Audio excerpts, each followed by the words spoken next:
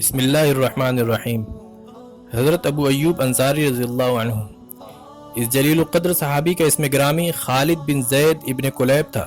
ان کی کنیت ابو ایوب تھی اور ان کا تعلق انصار کے قبیلے بنو نجار سے تھا۔ ہم مسلمانوں میں سے کون ہے جو حضرت ابو ایوب انصاری رضی اللہ عنہ سے ناواقف ہو؟ اللہ تعالیٰ نے سارے مسلمانوں کے مکانات کو چھوڑ کر ان کے مکان کو اس وقت اپنے رسول اللہ صلی اللہ علیہ وسلم کے لیے منتخب فرما کر جب وہ مکہ سے ہجرت کر کے مدینہ منورہ تشریف لائے، ان کے ذکر کو سارے عالم میں مشہور اور ان کے مقام کو ساری مخلوق میں بلند کر دیا، اور تنہا یہی ایک بات ان کے فخر کے لیے کافی ہے۔ نبی کریم صلی اللہ علیہ وسلم کے حضرت ابو ایوب رضی اللہ عنہ کے گھر میں نزول فرمانے کی داستان بڑی دلکش اور شیرین داستان ہے، جس کا ذکر کانوں کو ہر بار ایک نئی اور عجیب لذت سے آشنا کر جاتا ہے۔ جب نبی کریم صلی اللہ علیہ وسلم مدینہ پہنچے تو اس کے باشندوں نے ادب و احترام اور عقیدت و محبت سے بھرے ہوئے دل و نگاہ کو فرش راہ کر دیا۔ انہوں نے اپنے دلوں کے دروازے کھول دیے کہ آپ ان کی گہرائیوں میں اتر جائیں۔ انہوں نے اپنے گھروں کے پٹ وا کر دیے کہ آپ ان کے اندر پوری عزت و توقیر کے ساتھ جلوہ فرما ہوں۔ رسول اللہ صلی اللہ علیہ وسلم چند روز مدینے کے مضافاتی بستی قباء میں گزارے۔ اس دوران آپ صلی اللہ علیہ وسلم نے وہاں ایک مسجد تعمیر کی۔ وہ پہلی مسجد تھی جس کی بنیاد تقوی پر رکھی گئی تھی۔ پھر آپ صلی اللہ علیہ وسلم وہاں سے اپنی اونٹنی پر سوار ہو کر نکلے اور یثرب کے تمام بڑے بڑے سردار اس کے راستے میں کھڑے ہو گئے۔ ان میں سے ہر ایک کے دل میں یہ حسین آرزو کروٹیں لے رہی تھی کہ وہ رسول اللہ صلی اللہ علیہ وسلم کو اپنے گھر میں قیام کرنے پر آمادہ کرنے کا شرف حاصل کرنے میں کامیاب ہو جائے۔ تمام سرداران یثرب باری باری اونٹنی کے آگے کھڑے ہو جاتے اور اس کا راستہ روک کر عرض کرتے، اے اللہ کے رسول، آپ ہمارے یہاں قیام فرمائیں۔ ہم اپنی قوت، ساز و سامان اور کثیر افراد کے ذریعے آپ کی پوری حفاظت کریں گے۔ لیکن آپ صلی اللہ علیہ وسلم ہر ایک کو جواب دیتے کہ اسے چھوڑ دو، یہ اللہ تعالیٰ کی طرف سے مامور ہے۔ اونٹنی اپنی متعین منزل کی طرف بڑھتی رہی اور پرشوق نگاہیں اور آرزومند قلوب کے جلوں میں اس کا تعاقب کرتی رہیں۔ جب وہ کسی مکان کے سامنے پہنچ کر اس سے آگے نکل جاتی تو اس کے مکینوں پر حزن و مطال طاری ہو جاتا، ان کے اوپر مایوسی اور ناامیدی مسلط ہو جاتی اور ان کے بعد والوں کے دلوں میں امید کی شمع جگمگا اٹھتی تھی۔ اونٹنی اسی طرح ایک ایک کر کے مختلف گھروں کے سامنے سے گزرتی رہی اور لوگ اپنی محرومی پر غم و اندوہ کی تصویر بنے اس خوش بخت کو جاننے کے شوق میں جس کے حصے میں یہ نعمت سرمدی آنے والی تھی، اس کے پیچھے پیچھے چلتے رہے، حتیٰ کہ اونٹنی حضرت ابو ایوب انصاری رضی اللہ کے مکان کے سامنے خالی پڑے ہوئے میدان میں پہنچ کر بیٹھ گئی۔ لیکن رسول اللہ صلی اللہ علیہ وسلم نے اس کی پشت سے اتر کر نیچے تشریف نہیں لائے۔ تھوڑی دیر بیٹھنے کے بعد وہ ایک جھٹکے کے ساتھ اٹھتی ہے اور آگے چل پڑی۔ رسول اللہ صلی اللہ علیہ وسلم نے اس کی نکیل ڈھیلی چھوڑ دی۔ چند قدم چل کر اونٹنی مڑی اور واپس آ کر دوبارہ اسی جگہ بیٹھ گئی جہاں پہلی بار بیٹھی تھی۔ یہ دیکھ کر حضرت ابو ایوب انصاری رضی اللہ عنہ کا دل فرحت و انبساط سے لبریز ہو گیا اور وہ رسول اللہ صلی اللہ علیہ وسلم کا استقبال کرنے کے لیے تیزی کے ساتھ لپکے۔ انہوں نے آپ کا سامان اٹھا لیا اور اسے خوشی خوشی اپنے گھر میں اس طرح لائے جیسے دنیا کا سارا خزانہ ان کے ہاتھ آ گیا ہو۔ حضرت ابو ایوب رضی اللہ عنہ کا مکان 2 منزلہ تھا۔ انہوں نے بالائی منزل کو اہل خانہ کے ساز و سامان سے خالی کرا دیا تھا تاکہ رسول اللہ صلی اللہ علیہ وسلم اس میں قیام فرمائیں، لیکن رسول اللہ صلی اللہ علیہ وسلم نے نچلی منزل کو بالائی منزل پر ترجیح دی اور اسے اپنے قیام کے لیے پسند فرمایا۔ حضرت ابو ایوب رضی اللہ عنہ نے آپ صلی اللہ علیہ وسلم کی مرضی کے آگے سر تسلیم خم کر دیا اور آپ صلی اللہ علیہ وسلم کو اسی جگہ ٹھہرایا جسے آپ صلی اللہ علیہ وسلم نے پسند فرمایا تھا۔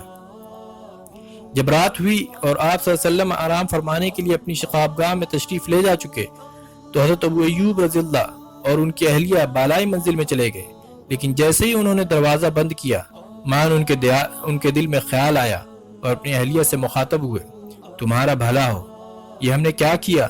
کیا یہ بات مناسب ہے کہ رسول اللہ صلی اللہ علیہ وسلم نیچے اور ہم ان سے اوپر رہیں؟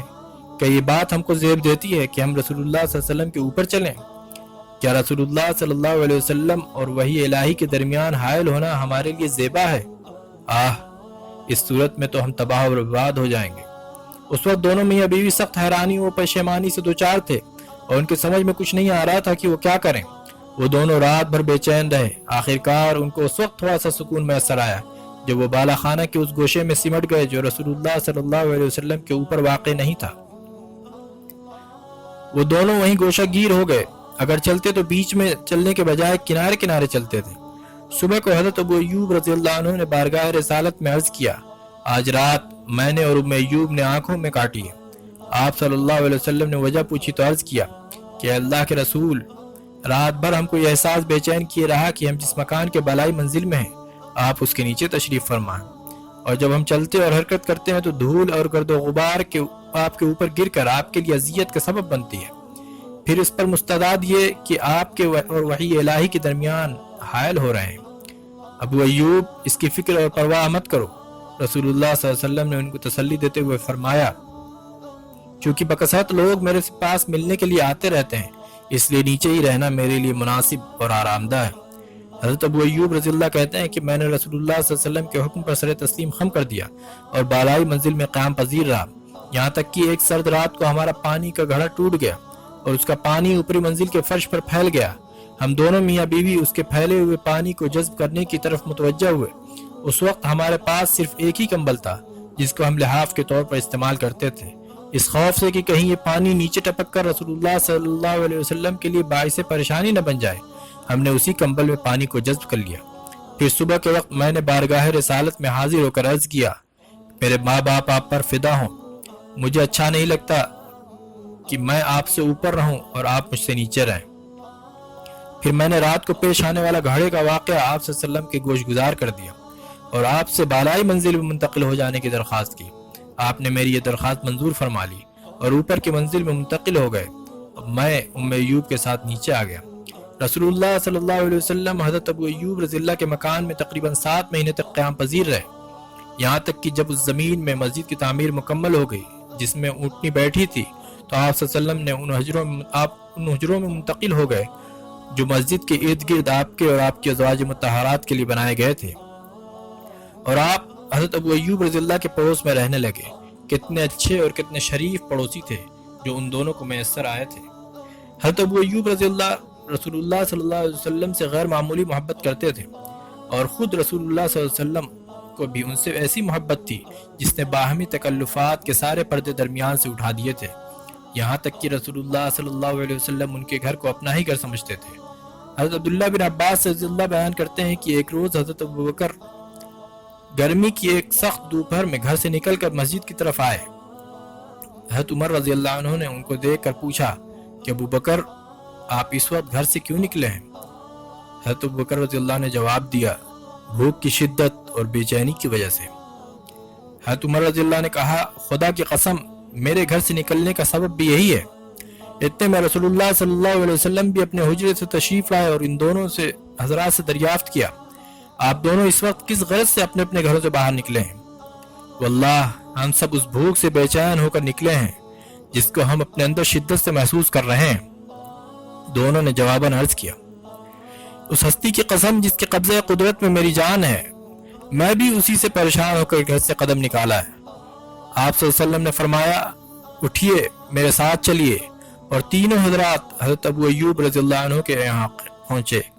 حضرت ابو ایوب رضی اللہ کا معمول تھا کہ وہ روزانہ رسول اللہ صلی اللہ علیہ وسلم کے لیے کھانے کی کوئی نہ کوئی چیز بچا کر رکھتے تھے، اور جب آپ کسی وجہ سے تاخیر کرتے اور وقت مقررہ پر تشریف نہ لاتے تو وہ کھانا گھر والوں کو کھلا دیتے۔ جب یہ لوگ دروازے پر پہنچے تو حضرت ام ایوب رضی اللہ گھر سے نکل کر ان کے پاس پہنچی اور بولی، نبی کریم صلی اللہ علیہ وسلم اور آپ کے اصحاب کی تشریف آوری ہماری عزت و افزائی کا باعث ہے۔ رسول اللہ صلی اللہ علیہ وسلم نے ان سے دریافت کیا کہ ابو ایوب کہاں ہے؟ حضرت ابو ایوب رضی اللہ عنہ نے رسول اللہ صلی اللہ علیہ وسلم کی آواز سن لی، وہ قریب ہی اپنے کھجور کے باغ میں کام کر رہے تھے۔ وہ یہ کہتے ہوئے تیزی سے لپکے، رسول اللہ اور آپ کے ساتھیوں کا آنا ہمارے لیے باعث افتخار ہے۔ پھر انہوں نے اللہ کے رسول صلی اللہ علیہ وسلم کہا، اے اللہ کے رسول صلی اللہ علیہ وسلم، آپ کی تشریف آوری بے وقت کیسے ہوئی؟ آپ تو اس وقت کبھی تشریف نہیں لاتے تھے۔ حضور صلی اللہ علیہ وسلم نے فرمایا، ابو ایوب تم ٹھیک کہتے ہو۔ پھر ابو ایوب رضی اللہ باغ میں گئے اور اس میں سے کھجوروں کا ایک گچھا کاٹ لائے جس میں تمر، رطب اور بصر ہر قسم کی کھجوریں لگی ہوئی تھیں۔ پیارے نبی صلی اللہ علیہ وسلم نے اسے دیکھ کر فرمایا، اسے کاٹنے کی کیا ضرورت تھی؟ کیوں نہیں تم نے اس میں سے صرف پکی ہوئی کھجوریں ہی توڑ لی؟ انہوں نے کہا کہ میں نے مناسب سمجھا کہ آپ صلی اللہ علیہ وسلم اس میں سے تمر، رطب اور بصر ہر قسم کی کھجور اپنی پسند کے مطابق تناول فرمائیں۔ اس کے علاوہ میں نے آپ صلی اللہ علیہ وسلم کے لیے ایک بکری ذبح کرنے کا بھی ارادہ کیا ہے۔ تو آپ صلی اللہ علیہ وسلم نے فرمایا کہ اگر ذبح کرنا تو دودھاری بکری مت ذبح کرنا۔ پھر حضرت ابو ایوب رضی اللہ عنہ نے بکری کا 1 سالہ بچہ لیا اور اسے ذبح کر دیا۔ پھر انہوں نے اپنی اہلیہ سے کہا، ایوب کی ماں، آٹا گوندھ کر ہمارے لیے روٹیاں پکا لو، تم بہت عمدہ روٹیاں پکانا جانتی ہو۔ اس کے بعد انہوں نے آدھا گوشت پکایا اور آدھے کو بھون لیا۔ جب کھانا پک کر تیار ہو گیا اور نبی کریم صلی اللہ علیہ وسلم اور آپ کے ساتھیوں کے سامنے رکھ دیا گیا تو رسول اللہ صلی اللہ علیہ وسلم نے گوشت میں سے ایک ٹکڑا لیا اور اس کو روٹی پر رکھ کر فرمایا، ابو ایوب، یہ ٹکڑا جلدی سے فاطمہ کو دے آؤ، اس کو کئی دنوں سے ایسا کھانا نہیں ملا ہے۔ پھر جب سب لوگ کھا کر آسودہ ہو گئے تو نبی کریم صلی اللہ علیہ وسلم نے روٹی، گوشت، تمر اور بصر یہ کہتے ہوئے آپ کی آنکھیں اشک آلود ہو گئیں۔ پھر ارشاد فرمایا، قسم اس ذات کی جس کے ہاتھ میں میری جان ہے، یہی وہ نعمت ہے جس کے متعلق قیامت کے روز تم سے سوال کیا جائے گا۔ جب تم کو اس قسم کی نعمت ملے تو اسے کھانے کے لیے اپنے ہاتھ میں لو تو کہو بسم اللہ، اور جب آسودہ ہو جاؤ تو کہو الحمدللہ الذی اشبعنا وانعم علینا فافضل۔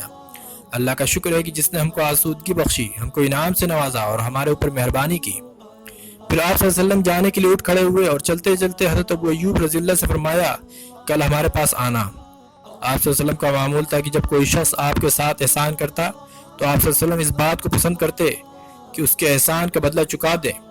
حضرت ابو ایوب رضی اللہ عنہ حضرت حضور صلی اللہ علیہ وسلم کی بات نہیں سن سکے تو حضرت عمر رضی اللہ عنہ نے ان سے کہا، ابو ایوب، رسول اللہ صلی اللہ علیہ وسلم فرما رہے ہیں کہ کل تم میرے پاس آنا۔ حضرت ابو ایوب رضی اللہ نے کہا، رسول اللہ صلی اللہ علیہ وسلم کا حکم میرے سر اور آنکھوں پر۔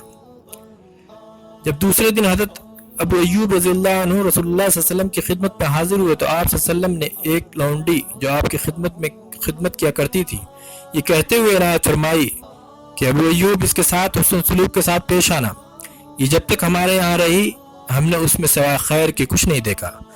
وہ لونڈی کو لیے ہوئے گھر لوٹے۔ جب ام ایوب رضی اللہ عنہ نے دیکھا تو بولی، ابو ایوب، یہ لونڈی کس کی ہے؟ ہماری ہے، نبی کریم صلی اللہ علیہ وسلم نے ہمیں عنایت فرمائی ہے، انہوں نے جواب دیا۔ یہ سن کر ابو ایوب رضی اللہ عنہ نے کہا، کتنا عظیم ہے عطا کرنے والا اور کتنا عمدہ ہے یہ عطیہ، اور آپ صلی اللہ علیہ وسلم نے ہم کو اس کے ساتھ حسن سلوک کی تاکید فرمائی ہے۔ حضرت ابو ایوب رضی اللہ نے دوبارہ کہا، ہم اس کے ساتھ حسن کون سا رویہ اختیار کریں کہ آپ صلی اللہ علیہ وسلم کی ہدایت پر پورا عمل کر سکیں؟ انہوں نے سوچتے ہوئے کہا، خدا کی قسم، رسول اللہ صلی اللہ علیہ وسلم کی ہدایت پر عمل کرنے کی اس سے بہتر دوسری کوئی صورت نہیں ہو سکتی تھی کہ اس کو آزاد کر دیں۔ انہوں نے حل پیش کر دیا، آپ کو صحیح راہ سوجی، آپ کو درست بات کی توفیق ملی۔ حضرت ام ایوب رضی اللہ عنہ نے ان کی تائید کی اور حضرت ابو ایوب رضی اللہ نے اس لونڈی کو آزاد کر دیا۔ یہ حضرت ابو ایوب رضی اللہ کی عام اور روزمرہ کی زندگی کی چند جھلکیاں تھیں۔ اگر آپ کو ان کی مجاہدانہ اور سرفروشانہ زندگی کی کچھ جھلکیاں دیکھنے کا موقع ملے تو یقیناً آپ حیرت و استعجاب سے دوچار ہوئے بغیر نہیں رہ سکتے۔ انہوں نے اپنی پوری زندگی ایک غازی اور مجاہد کی طرح گزاری۔ کہا جاتا ہے کہ وہ عہد نبوی سے لے کر دور معاویہ رضی اللہ تک کسی غزوے سے پیچھے نہیں رہے جو مسلمان کو پیش آیا، سوائے اس کے کہ وہ کسی دوسرے محاذ پر برسر پیکار ہوں۔ وہ غزوہ حضرت ابو ایوب رضی اللہ کا آخری غزوہ تھا جب حضرت معاویہ ابن ابی سفیان نے اپنے زمانہ خلافت میں اپنے بیٹے یزید کی قیادت میں قسطنطنیہ کی فتح کے لیے فوج بھیجی تھی۔ حضرت ابو ایوب رضی اللہ اس وقت کافی عمر رسیدہ تھے۔ اس وقت ان کی عمر 80 سال کے قریب تھی، لیکن یہ ان کو یزید کی فوج میں شامل ہونے اور معرکہ کارزار میں ایک مجاہد کی حیثیت میں داخل ہونے سے نہ روک سکی۔ وہ فوج میں ایک عام سپاہی کی طرح شریک ہوئے، لیکن دشمن کے ساتھ جنگ چھڑے ابھی کچھ زیادہ دن نہیں گزرے تھے کہ ان کے اوپر بیماری کا ایسا شدید حملہ ہوا جس نے ان کو شرکت جنگ سے معذور کر دیا۔ ان کی شدید عدالت کی خبر پا کر قائد سپاہ اسلامی یزید بن معاویہ ان کی عیادت کے لیے آیا اور ان سے دریافت کیا، ابو ایوب، آپ کی کوئی خواہش ہے؟ غازیان اسلام کو میرا سلام کہنا، حضرت ابو ایوب رضی اللہ نے فرمایا، اور ان سے کہنا کہ ابو ایوب کی وصیت ہے کہ دشمن کی سرحد میں اندر تک گھس جاؤ اور مجھے اٹھا کر اپنے ساتھ لے جاؤ اور میری لاش کو قسطنطنیہ کے فصیلوں کے نیچے دفن کر دو۔ یہ کہتے کہتے میزبان رسول نے آخری ہچکی لی اور طائر روح قفس عنصری سے آزاد ہو گیا۔ انا للہ و انا الیہ راجعون۔ مجاہدین نے صحابی رسول صلی اللہ علیہ وسلم کی آخری خواہش اور وصیت کا پورا احترام کیا۔ انہوں نے دشمن پر پے در پے شدید حملے کیے اور اسے دھکیلتے ہوئے فصیل شہر تک پہنچ گئے۔ وہ حضرت ابو ایوب رضی اللہ کی لاش مبارک کو ساتھ اٹھائے ہوئے تھے۔ وہاں ان کی وصیت کے مطابق قبر تیار کی گئی اور اس میں ان کو دفن کیا گیا۔ زمین کھا گئی آسماں کیسے کیسے۔ انہوں نے اس کے سوا اور کسی صورت کو پسند نہیں کیا کہ اللہ کی راہ میں جہاد کرتے ہوئے میدان جنگ میں گھوڑے کی پیٹھ پر ان کو موت آئے، حالانکہ ان کی عمر اس وقت 80 سال کے قریب تھی۔ اللہ تعالی حضرت ابو ایوب رضی اللہ پر رحم فرمائے اور ان سے راضی ہو، آمین۔ وآخر الدعوانا الحمدللہ رب العالمین۔